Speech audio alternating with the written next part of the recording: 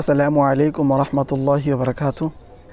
প্রিয় শ্রোতা মণ্ডলী, আল্লাহ সুবহানাহু ওয়া তাআলা বলেছেন, ইয়া আইয়ুহাল্লাযীনা আমানুত্তাকুল্লাহ ওয়াল তানজুর নাফসুম মা কদ্দামাত লিগাদিন ওয়াত্তাকুল্লাহ ইন্নাল্লাহা খাবীরুম বিমা তা'মালুন।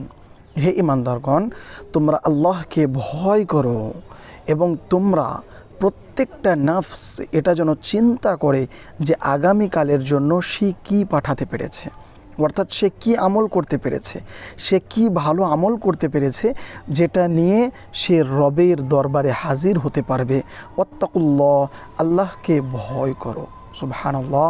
এই আয়াতের মধ্যে আল্লাহ সুবহানাহু ওয়া তাআলা দুইবার বলেছেন যে তোমরা আল্লাহকে ভয় করো, এবং দুইবার বলার মধ্যস্থলে তিনি বলেছেন যে তোমরা অবশ্যই এটা চিন্তা করবে আগামী দিনের জন্য তোমরা কি পাঠাতে পেরেছো।